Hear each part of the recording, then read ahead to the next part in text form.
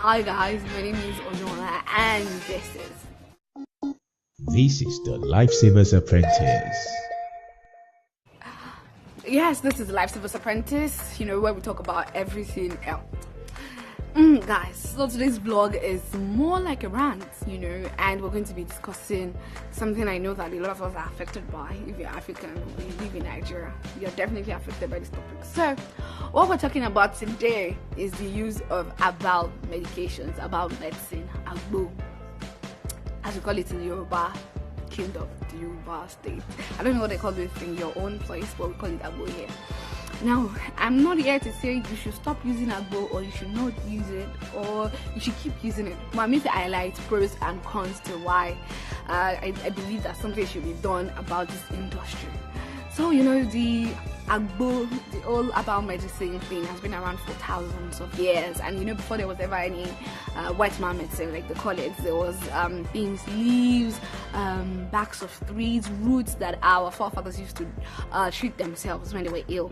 And, of course, if those things were not working, that's one thing I would like us to know. They would not have been imported into our current generation. Yes, some of them must have worked, but how did they work? Something happened recently to my younger sister. She's slightly asthmatic. She's asthmatic, and a friend of my mom said, she found this new agbo medicine that works for asthma, and they should do some stuff to it, and then she should drink it, and then boom, asthma gone. And my mom, who would not be excited that it's a cure for asthma? Duh. So she gave it to my younger sister, and unfortunately, her stomach was turning.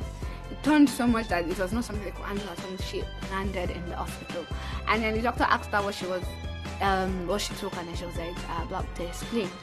And the doctor was like, never again. If my mom wants to give her that, she should say no, because she really suffered from the consequences of that. And let's take it, that's one end of how agbo can be bad, but agbo can be good. Some people, I'm saying agbo a lot, herbal medicine. How herbal medicine can be used, guys. Some people have used it to treat some conditions. I have had friends that have testified that they have taken malaria herbal medicine, and it works maybe even better than the white man malaria medicine, like they would refer to it as. Now, I'm not saying that. I feel like these things must have worked before they got here, but a lot needs to be done about the herbal medicine industry. Some of the leaves from plants and roots and herbs that have been turned into medicines that we now know the dosage to use, the drugs to use. They've been studied. They have been studied extensively. We know the receptors that they affect. We know how the mechanism of how they work. But how can we confidently say that about our own herbal medicine? No, if you're not sure of the way something works, one day is that thing not going to poison you? I'm not saying that should I say foreign drugs now, or drugs that have been formulated in the lab somewhere do not even have their own side effects. Of course they do, but these things have been studied, and they'll tell you that okay, you might suffer headache, you might suffer dizziness, you need to sleep when you use this drug, so you should not operate every machinery when you use this drug. But can we confidently say that about our herbal medicine? I don't think we can, and I think it's a wake-up call to us in for everybody in the pharmaceutical industry that we have these things. Yes, some of them work. Like they've been testimonies that these things work. But is it not high time that we just take these things into cognizance and do research on them? Do research, be sure of how exactly they work, the machineries they work, how they function, and this it could turn into a multi-billion-dollar industry. The pharmaceutical industry is a trillion-dollar industry. So imagine if you found the cure for cancer. If I was talking to a friend of mine and he said the leaf that the malaria medicine that was the ACT was getting from, he mentioned the name, I've forgotten now. Said it's from Chinese herbal medicine, and he gave some other examples too of drugs that we now use that were discovered from maybe Latin America, from their own herbal medicine. Now we have this herbal medicine, but we are not developing it, and we are using things that we don't know. Some of these things can affect us negatively, and we will not know. I'm just saying, yes, they work, but we need to know how they work. So this vlog is about herbal medicine, yay or nay. What's your opinion? What can we do to make this thing better? What should be done? Because I know a lot of people might have had good experiences. If you've any experiences that you've had with herbal medicine, kindly share it down below. I want to know your thoughts. And if you haven't subscribed to the channel, I think it's like time to do that.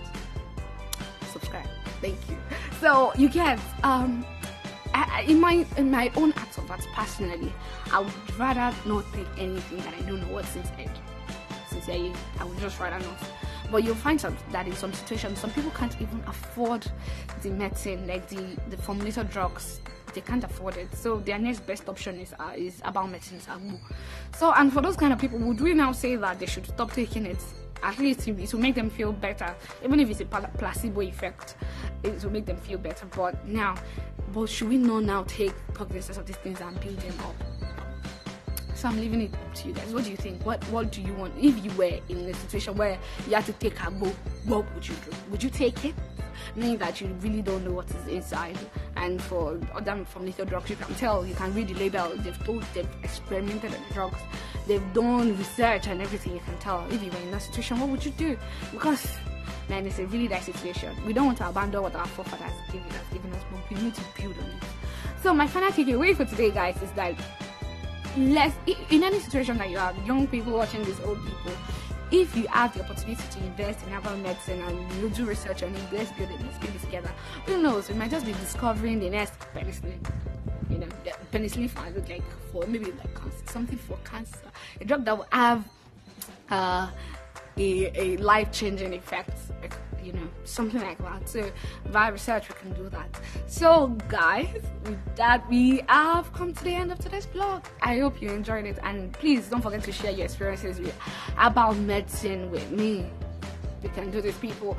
So don't forget to follow me on social media. I'm on Instagram at @Odunola and Twitter too at @Odunola. The vlog is on Instagram at The Life Service Apprentice. And don't forget to subscribe to the YouTube channel. Thank you very much.